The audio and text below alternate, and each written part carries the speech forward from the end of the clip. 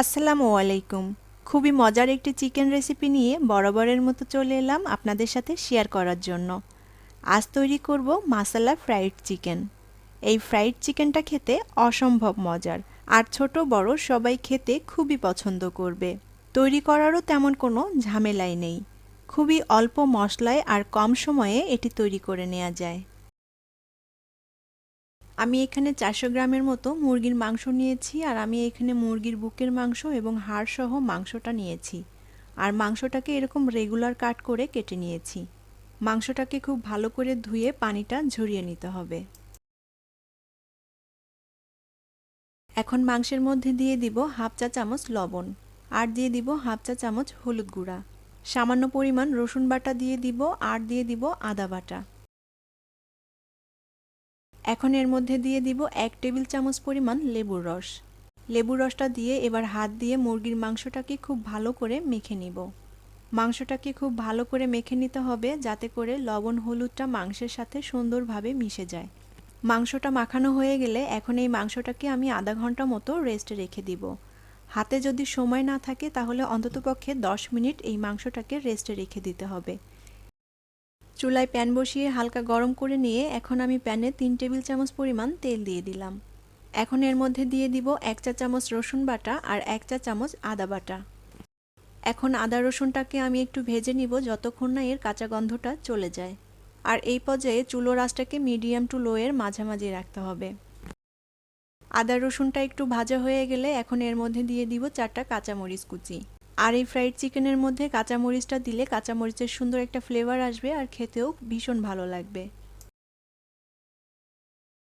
এখন এর মধ্যে দিয়ে দিব মেরিনেট করে রাখা মুরগির মাংস। মুরগির মাংসটা দিয়ে ভালো করে নেড়ে চেড়ে এখন মিডিয়াম আঁচে আমি মুরগির মাংসটা 3 থেকে 4 মিনিট ভেজে নিব। মাংসটাকে খুব ভালো করে নেড়ে চেড়ে দিতে হবে যাতে মাংসটা সব দিকটাই জাল লাগে। এখন এর মধ্যে দিয়ে দিব 1 চা চামচ শুকনা মরিচ গুঁড়া। আমি এই চিকেন ফ্রাইটা একটু ঝাল ঝাল করে তৈরি করব, তাই সেই পরিমাণ মতো করে মরিচের গুঁড়াটা দিয়ে দিলাম। আপনারা যে যেমন ঝাল পছন্দ করেন সেই পরিমাণ মতো করে মরিচের গুঁড়াটা দিয়ে দিবেন। মরিচের গুঁড়াটা দিয়ে মাংসটাকে খুব ভালো করে নেড়ে দিতে হবে, যাতে করে মরিচের গুঁড়াটা মাংসের গায়ে ভালো করে মিশে যায়। এখন এর মধ্যে দিয়ে দিব একটা টমেটো কুচি। আমি টমেটোর ভিতরের রসালো অংশটাকে ফেলে দিয়ে তারপরে এরকম কুচি করে কেটে নিয়েছি।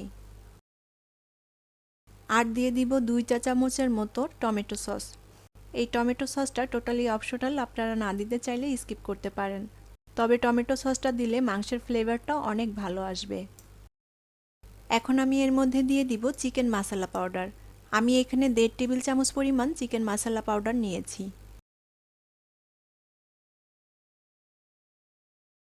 এবার মাংসটাকে খুব ভালো করে নেড়ে চেড়ে দিয়ে মশলার সাথে মিশিয়ে নিব।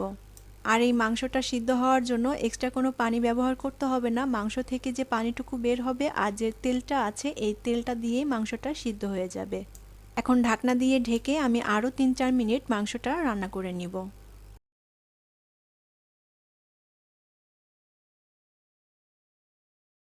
4 মিনিট পর ঢাকনাটা খুলে দিলাম।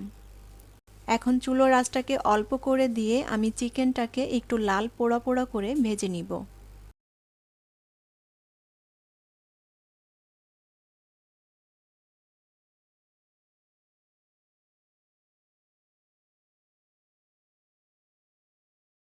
চিকেনটা প্রায় ভাজা হয়ে এসেছে। এখন চিকেনটা নামানোর আগে এর মধ্যে দিয়ে দিব ধনিয়া পাতা কুচি।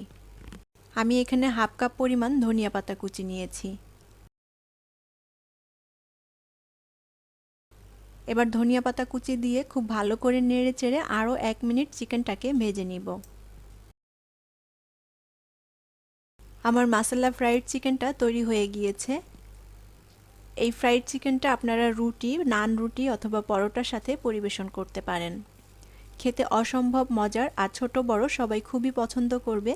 বিকালের নাস্তা বা ইফতারিতেও এই রেসিপিটি আপনারা ট্রাই করতে পারেন। আশা করি আপনাদের ভালো লাগবে। আর আমার আজকের রেসিপি যদি আপনাদের ভালো লেগে থাকে তাহলে অবশ্যই ভিডিওতে একটা লাইক দিবেন এবং ভিডিওটি শেয়ার করবেন। আর চ্যানেলটি সাবস্ক্রাইব করে পাশে থাকা বেল বাটনটিও প্রেস করে দিবেন। সবার সুস্থ ও নিরাপদ জীবন কামনা করি। ভালো থাকবেন সবাই। আজ বিদায় নিচ্ছি। আল্লাহ হাফেজ।